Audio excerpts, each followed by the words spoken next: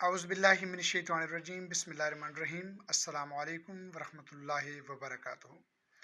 मुअज़्ज़िज़ सामीन कराम, मैं मंजूर शहज़ाद आपकी खिदमत में हाज़िर हूँ और आज मैं आपके लिए एक बहुत ही अहम वीडियो लेकर हाज़िर हूँ। जैसा कि पहले मैंने 9th क्लास का इंग्लिश पेपर का जो पैटर्न है सरगोदा बोर्ड का वो आपके साथ शेयर किया था। उसकी मैंने डिटेल्स आपको दी थी कि 9th क्लास का पेपर जो है वो कैसे आएगा, और उसकी वीडियो जो है वो मेरे यूट्यूब चैनल पर अपलोड हो चुकी है।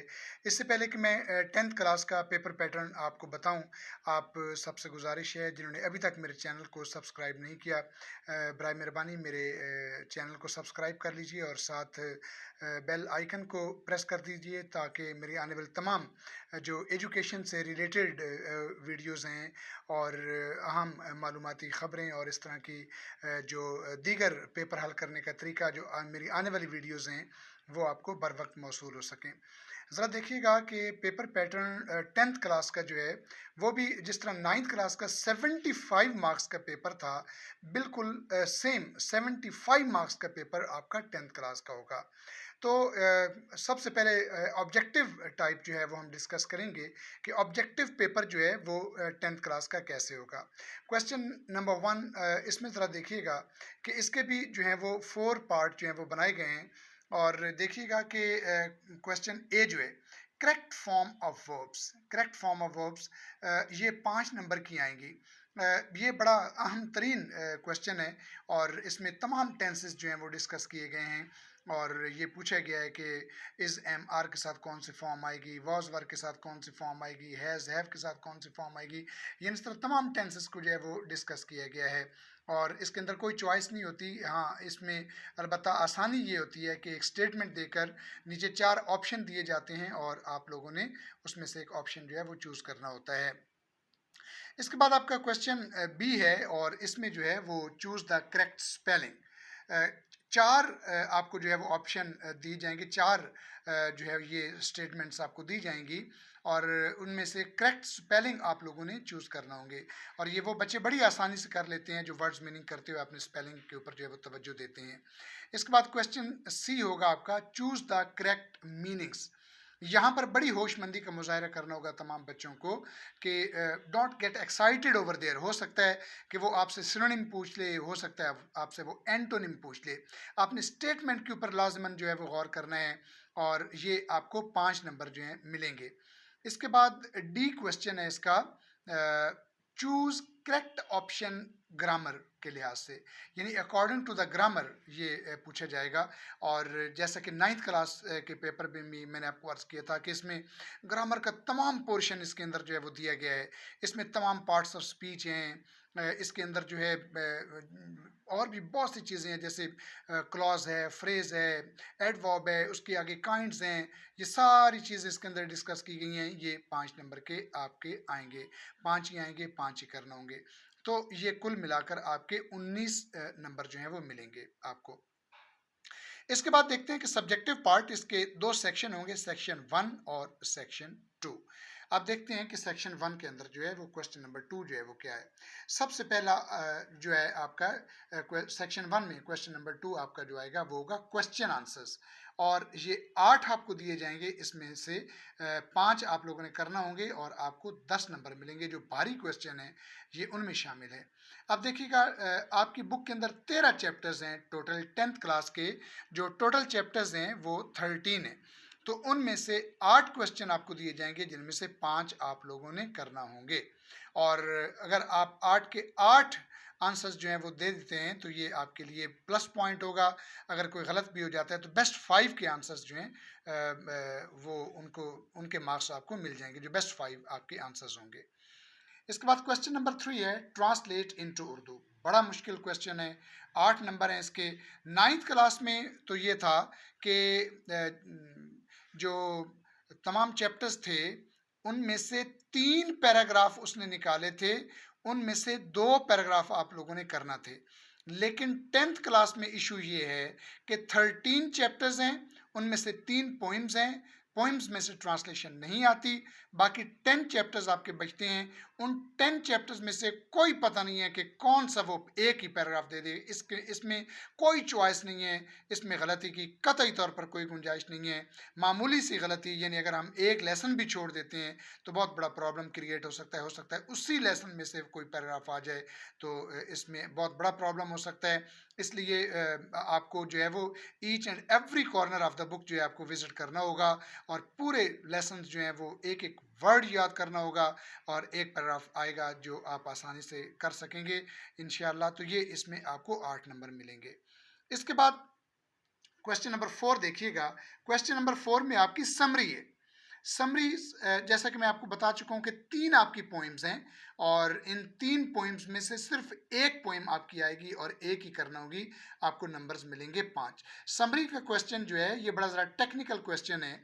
इसमें देखिएगा 5 नंबर का क्वेश्चन होता है और एक आसानी पेपर सेटर जो है वो ये करता है कि वो पोइट का नेम भी देता है। याद रखिएगा कि समरी में पोइट के नेम का 1 मार्क होता है, बाकी 4 मार्क्स होते हैं।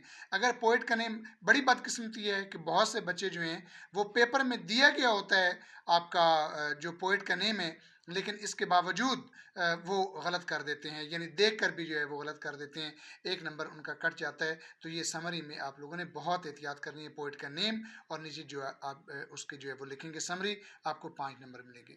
क्वेश्चन नंबर 5, ये आपका सबसे जो भारी क्वेश्चन है वो क्वेश्चन नंबर आपका 5 है। इसमें ऐसे राइटिंग है और जो एसेज हैं वो आपने 150 से लेकर 200 वर्ड्स तक जो है वो लिखना होंगे, यानी 150 टू 200 वर्ड्स आपने लिखना होंगे और ये 3 एसेज आपको दिए जाएंगे। इनमें से एक ऐसे आप लोगों ने करना होगा, नंबर मिलेंगे आपको 15। और जैसे कि माई हाउस है, माई बेस्ट फ्रेंड है, आर ट्रू मुस्लिम है, ये आपके एसेज हैं। और इसके अंदर एक आसानी ये है कि एक और उसने ऑप्शन दिया है, वो कहता है कि अगर आपको एसेज नहीं आते तो फिर आप पैराग्राफ कर लें। पैराग्राफ जो हैं वो आपकी इंग्लिश ग्रामर एंड कंपोजिशन जो 9th और 10th की कंबाइन जो है वो बुक है, उसके अंदर आपके पैराग्राफ जो हैं वो दिए गए हैं। तो पैराग्राफ राइटिंग जो है वो होगी। तो पैराग्राफ जो हैं वो आपने 100 टू 150 वर्ड्स आपने लिखना होंगे। जैसा कि उसने दिया हुआ है वहाँ पे, आमीना बाजार है, अ हाउस ऑन फायर है, अ रोड एक्सीडेंट है। यानी आप यूँ समझिए कि आपके पास 6 जो है वो 3 एसेज हैं, 3 पैराग्राफ हैं, इनमें से सिर्फ एक करना है और आपको मार्क्स मिलेंगे 15 मार्क्स आपको जो है वो दिए जाएंगे। इसके बाद देखिएगा क्वेश्चन नंबर 6 आपका आता है डायरेक्ट एंड इनडायरेक्ट नरेशन। बड़ा मुश्किल क्वेश्चन है और इसमें तमाम जो कैटेगरीज हैं सेंटेंसेस की, डायरेक्ट एंड इनडायरेक्ट की, वो दी गई हैं। असर्टिव सेंटेंस है, इंट्रोगेटिव सेंटेंस है, इंपेरेटिव सेंटेंस है, ऑप्टेटिव सेंटेंस है, एक्सक्लेमेटरी सेंटेंस है और इसके अलावा यूनिवर्सल ट्रूथ सेंटेंसेस हैं। इसके अंदर तमाम सेंटेंसेस की कैटेगरीज दी गई हैं और ये काफ़ी मुश्किल है। तलबा को बहुत मेहनत जो है इसके ऊपर करना पड़ती है। और बीइंग अ टीचर ये मैंने ऑब्ज़र्व किया था कि बहुत से ऐसे लड़के जो नए आते हैं स्कूल्स के अंदर, अपने डेमो देने के लिए आते हैं, मास्टर किया हुआ है, बीएस इंग्लिश किया हुआ है, लेकिन वो बिल्कुल टोटली अनअवेयर होते हैं, डायरेक्ट एंड इनडायरेक्ट जो है वो उनको भी नहीं आते। तो इसलिए तलबा को इसके ऊपर बड़ी मेहनत करना होगी। 8 दिए जाएंगे, 5 करना होंगे और आपको 5 नंबर्स जो हैं वो मिलेंगे। इसके बाद जो है क्वेश्चन नंबर 7 है pair of words. Pair of words दिए जाएंगे, अल्फाज का जोड़ा।